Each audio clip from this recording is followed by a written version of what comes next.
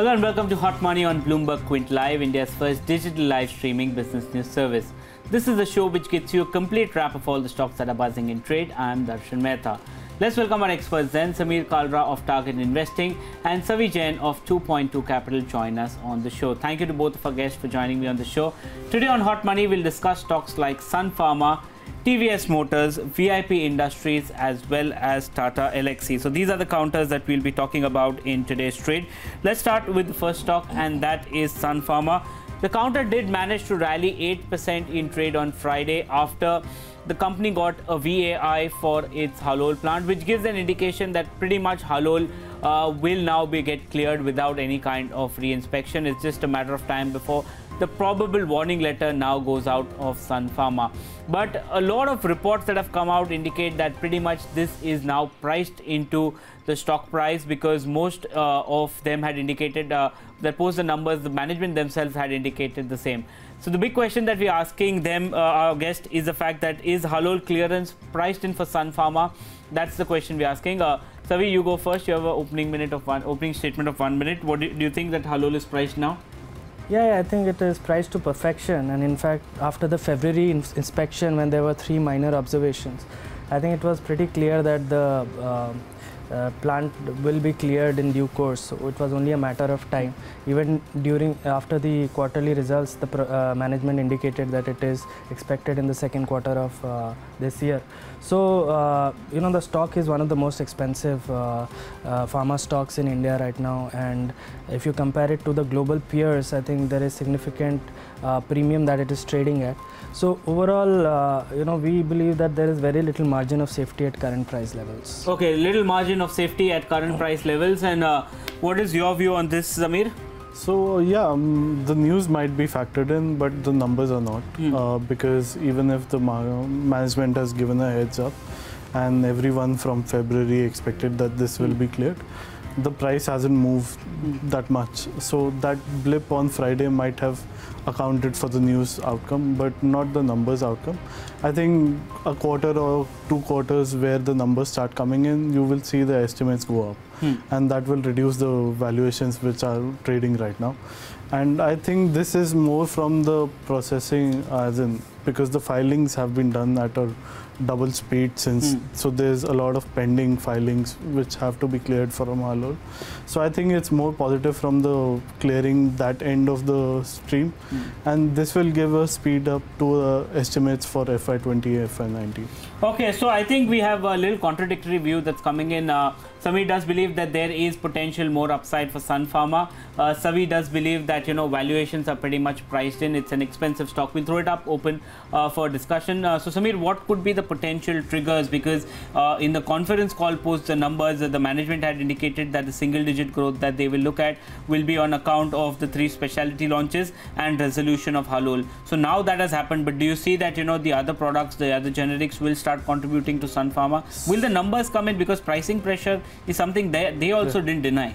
So see, now Sun Pharma is 2-leg thing, I think. Once the Halol restarts, so generic will always be the cash flow generator for them, and they were facing that cash flow issues since the time Halol was stopped. And if you see the other buyers, next 2-3 years, you will see Sun Pharma as a specialist, and a part of generics will be there to support the cash flows. So the specialty products will not start majorly contributing at least 1.5 years. I feel that the immediate trigger is the Halol revenue generation and the approvals which will come in from the specialty and from the Halol plant. But haven't they shifted out most of their drugs to other plants? So as a percentage of their total sales, Halol is less than 5% now because of all the price erosion that has happened, Ranbaxy acquisitions. When you give out your plant products for outside and shift them, the costing measures are not that same. Now when they start using Halol as a facility to produce the whole, the margins are better off at the Halol plant, and they will benefit the margin expansion as well. So if not on the revenue generation, there won't be that much of upside coming out. It will be more of the margin deviation and that upside risk which will come out. So I feel that once the Halol starts and the numbers start to come in, the estimates will have an upside risk over there. Okay, Savi, do you believe that, going ahead, now Halol is cleared, one leg of their problem is pretty much over, but still, till now they will not be able to sell anything because the warning letter has not been lifted. Do you think that once this is cleared and the approvals start coming in, that will make a marginal, difference to the financials that they are posting? So one problem is, over the last couple of years, a lot of filings that were exclusively done out of Halol, a lot of competition has already set in those products, and the management indicated that they will not even start selling those products. So although they had filed it, the price levels are at such levels right now that it does not make economic sense to start selling those products. So those filings have kind of gone to waste now. So that has been one very negative thing about the entire Halol episode. In terms of revenue guidance, they've themselves not given a very rosy picture. They don't see pricing power coming back in the US generic space. So they are more focused on the specialty space. They are aggressively spending on that in terms of R&D. So that will lead to depressed margins over the next 2-3 years. And based on all of that, the company will not do more than lower double-digit ROEs over at least the next 2-3 years.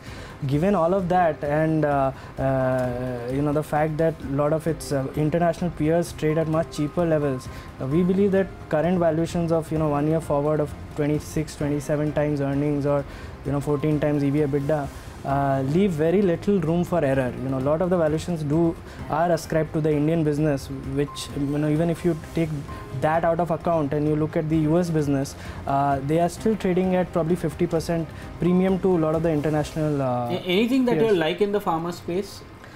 So we are looking at pure play domestic companies like say some of these Alchem or some of these international subsidiaries of which focus only on the domestic business, and then there are obviously players like Torrent, etc., which have a large business coming from domestic, but all of them still trade at pretty expensive levels. So we have not really bought anything in this space right now. So we don't own anything in the pharma space. Okay, so that's a complete view that you're getting in on Sun Pharma. Samir is bullish on Sun Pharma. He believes that over the next 2 or 3 quarters, the filings that will come in from Halol will be reflected in the earning, but valuation seems to be a concern from Savi's end.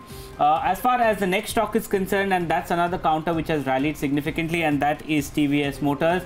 The trigger for TVS Motors right now is that the booking of the all expected BMW bike, the partnership that they have has started. The counter did manage to run up significantly post the announcement, when they made the partnership, and it's been outperforming the other peers on the two-wheeler space, and the valuations are also much higher this time around. But will this again lead to a re-rating, or that is also factored into TVS? I'll start with you, Samir. Samir, what do you make of TVS? Is there more room for upside, or are you concerned about the high valuations? I'm concerned about the valuations because if you see the 5-year average is around 25 times. Now it's trading at 32. If you see the new BMW motorcycle launch, they are only selling it through the BMW Motorrad. So there are 6 in the whole nation as of today, majorly in the metros. 2 more are coming up by second half of this year. So that gives total 8. So I don't see much volume coming out of them because they are more concentrated through these kind of outlets. But yeah, this is a new, you can say, a medium of revenue stream, which might help out TVS getting a higher margin systems, because that's where they lack. If you see the numbers, they're more volume-based game rather than the margin play game, and that's where the revenue, when the cost material increases, so over there they're not able to pass on. So I think it won't happen. Okay, and Savi, do you think that the TVS BMW partnership will move the needle for TVS going ahead? So I agree with Samir, it's not going to be very material. One is that the distribution network itself is very, very scarce right now. And the market for such niche, higher CC and premium bikes is very limited. So you cannot expect this segment to do volumes as good a volume as some of the lower end two-wheelers. So in terms of both revenues and profitability, I don't see this moving the needle in a big way, at least over the next 2-3 years. After that, it's anyone's call. Basically, you need to see how this space grows. So overall, it does not make a difference on the stock price at least. Okay, so I think it's a double negative that's coming in on TVS Motors. We'll open it up for discussion. I'll start with you, Savi. Why does TVS always continue to trade at such premium valuations compared to, the other peers which have actually consistently given and delivered numbers, be it an iShares or a Hero or a Bajaj? So one is that they have a lot of operating leverage built in. So they are still operating in single-digit margins, EBITDA margins, because they are investing for the growth. They are benefiting from the entire scooterization trend where they are growing pretty fast. So there is a lot of hope that these margins will move to double-digit margins over the next 1 or 2 years. So that is and they had given this guidance also earlier that they will do 10% EBITDA margins over the next 1 year. But the quarter gone by has not panned out as per expectation, and in fact the guidance given by the management was not as rosy as it was earlier.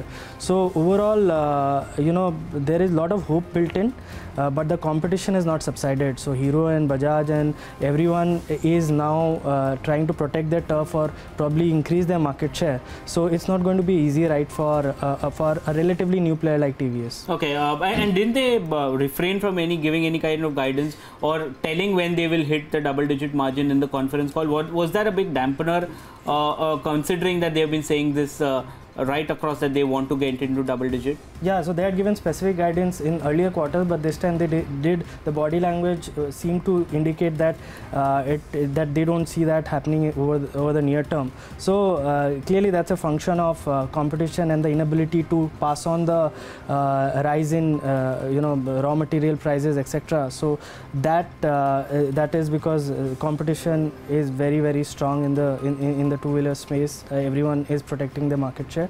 So overall, the operating leverage benefit may not come through very soon. It may take some time. Okay, ex-BMW, what do you make of the core business of TVS? See, TVS, as he rightly pointed out, every investor right now is looking towards the margins. So over there, what happens when it's a down cycle for the commodities, they benefit out of that, and the hope rises of the margins to be expanding over there. But when the commodity cycle reverses, especially when you see all the auto numbers this quarter, the cost of goods have increased, the raw material costs have come up. So that quarter on quarter is now going to affect, and they are not able to pass off the prices so nicely as per the others, because they are still in two certain premium ends where they are able to pass on the prices and they have market shares dominated. That's where TVS lacks, and I think this will continue for a while until unless they find somewhere to premiumize themselves. So you see this premium valuation 35 times come down significantly? Yeah. See, the whole point is now everyone will judge it on quarter basis. I think a couple of more quarters, if it doesn't fruit to fill, otherwise then the valuations will come down to the usual 25-30. Okay, and what's your pecking order in the two-wheelers? Do you like anything there? So right now we have Bajaj, Hero, and then TVS comes in. Okay, and Savi, what would your pecking order be in the two-wheeler space if you like this space? So we hold Hero MotoCorp in our portfolio, and I think the valuations are much reasonable. There is some negativity surrounding the fact that they are stronger in the motorcycle space and not as strong in the, so they are not probably riding the scooterization trend.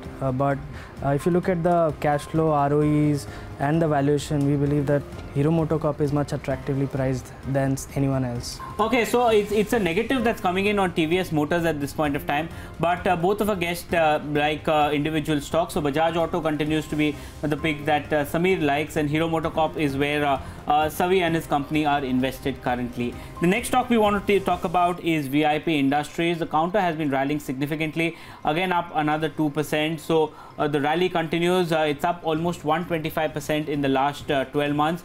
The big question we're asking is, will the rally continue for VIP Industries? Samir, do you think that the rally will continue? I think it's all dependent on the quarter results. If they keep on performing quarterly, then you will see that kind of a rally continue. But wherever even a slight disappointment comes in, you'll see a drastic downside. That happens because when they were getting two benefits. One is 75% of the raw material is done from China, and that was being helped by the rupee being low and the crude being low, because the crude is like a second derivative for their hard material luggages. Over there they got benefit for at least 1.5 years. Now that benefit is going out. So are they able to maintain their margins? On the other side, what has happened, GST has helped them giving out the branded sales much more higher. So like a Carlton, which is a hard luggage, that has given them a much more better margin, and they are able to push up, because over there what is happening, a lot of unorganized to organized is shifting out. Okay, so I'll come back to you on your view on VIP, but Savi, what's your view? I believe you all personally hold this counter in your personal portfolio. So what's your rationale on VIP? Do you think the rally will continue? So we've been holding it for a while now. We started buying it at 120 rupees, and it has been one of the best performing stocks in our portfolio. But we've stopped buying it a long back because valuations have clearly become very expensive. You know, the entire sector is doing very well, and VIP is by far the leader. They have more than 50% market share in the organized luggage space. And this is a space that we like a lot because the market is oligopolistic in nature. There were only two players earlier. Now Safari is the third player that has come in. There are a lot of barriers to entry which prevent people from new brands to come and set up shop in the space. So a lot of things going well for the luggage space and VIP in general. They are also benefiting from the 20% kind of growth in aviation traffic for the last many quarters. So we like the space, but yeah, the valuations look expensive. Okay, so I think we'll open it up for discussion. So you all said that you all started buying it from 120 level. Are you looking to exit this investment because the risks that you said in terms of crude, in terms of valuation? What would be an ideal valuation for this counter, and what would be an ideal exit level if you personally are holding the counter? What are your strategy on VIP going ahead now? So we partly exited half of our portfolio at these around these same levels. We continue to hold half of the remaining. There is a lot of operating leverage in this business. So they do a lot of brand spending, and they have a lot of fixed costs. So any increase in revenues leads to a disproportionate increase in profitability. Also, there has been a significant increase in gross margins, as Samir rightly said, due to two reasons. One is rupee, which has been strong, and crude levels which have not been at very elevated levels. But both of these may change and probably are changing. In fact, the promoter and the managements have given a commentary that they are seeing some kind of a pressure on the gross margins. One good thing that has happened was the GST rate, which was earlier 28%, was brought down to 18%. So they were able to pass on some of the pricing benefits that they got, and that helped a lot. Overall, the operating leverage has played out to a certain extent. Now probably the profitability will grow in line with the revenue growth, which is at around 20% levels. So given all of this, the stock trades at 37 times 1 year forward, which is slightly on the expensive side. So or probably very expensive. So we therefore are no longer buying it, and we'll probably end up selling it if it rises further. Okay, you mentioned that this is the third player. Safari is the third player. Yes. How does VIP compare in terms of financials to the other players in this space? So Samsonite is the market leader is VIP, and Samsonite is the second largest. Samsonite has much more market share. They have a much bigger play in the premium space, whereas VIP spans the entire space, right from mass to premium. In the premium side, they have Carlton, and on the mass side, they have Alpha, Aristocrat, etc. Even VIP to a certain extent. They have a plethora of brands, and they have a lot of good brand ambassador for each of that space. So they have a much bigger play as compared to say Samsonite. Safari is more on the lower end. They have a single brand, and they were very aggressive in terms of pricing, and that is how they gained market share, which is now close to 15%. Safari has been growing at the expense of probably Samsonite. to a certain extent VIP has been gaining market share from Samsonite and probably losing some of it to Safari. So overall, you know, there's a lot of the market itself is huge. The unorganized is still 65 to 70% of the entire luggage space. So that shift from unorganized to organized will continue to happen, and all three players will benefit from that. In fact, we also own Safari in our portfolio, so we are very bullish about both the players in the luggage so you're space. bullish on the entire travel space, maybe as a proxy to some others. Yes, so we would not like to buy aviation, which we, you know, as history has shown, you know, they don't seem to do as well. But this is a very good proxy to the entire growth in the aviation sector. Okay, our valuations at 37 times is what he's saying. How would you rate that? Is that expensive? Is it cheap compared to, you know, a growth momentum that these companies have been showing? So if you see back here, 5-year average PE, it was around 26 times. So that kind of valuation is quite steep now. Given that two of your main criteria which were helping you out are now out of the, at least moving towards the higher end, which was the raw material costs, and the GST will play out on the base effect. So I think what is happening in consumer sides, a lot of GST issues now are getting resolved. And what is happening, if you talk to distributors, you'll find out that a lot of unorganized players are getting out and they're finding it very difficult to sell off. So these organized players are capturing that kind of volume. So that will help out for them. But yeah, if the raw material costs actually go up, because they don't have much control over that, they will face a difficulty on passing on it very nicely. Okay, so that's the view that's coming in on VIP Industries, and the final stock that we want to talk about is Tata Elxsi. Stock is trading near its new highs. Today it's down almost 0.5%, but traction clearly there. Will the rally continue? What's unique to Tata Elxsi? We'll ask our guest. Samir, you go first. What's your view on Tata Elxsi? Will the rally continue? I'm positive on Tata Elxsi. I'll mainly on the business. If I see the valuations currently, it's a little steep given the 3 months rise on the depreciation and the flows towards the mid-cap IT. Okay. If you see the business, they're more into the automobile sector.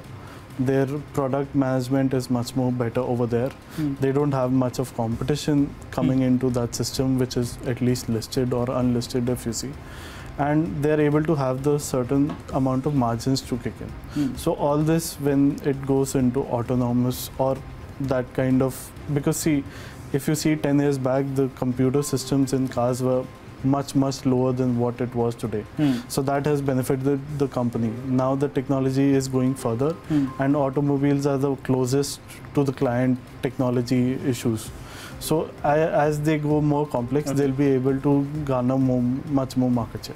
Okay, so it's a positive view on Tata Elxsi by Samir. We'll come back to you. And Savi, what's your view on Tata Elxsi? Do you like the stock? So we do not track the space very actively, but you know, from whatever we know, basically there's been a lot going for the company over the last 5 years, and EBITDA margins expanded from 11% to 22%. Clearly they operate in a niche space, and probably there's lesser competition there. But in similar and allied spaces, there are even group companies competing like Tata Tech or TCS. So, you know, from here on, it's not going to be easy to probably even maintain the margin. So, a lot of good things have happened over the last 5 years. To bake in a further increase in margins may be a little optimistic. They have grown at maybe a 10% CAGR over the last 5 years, but the valuations that they are currently trading at, which is even, you know, a significant premium to TCS, bakes in a large growth over the next few years.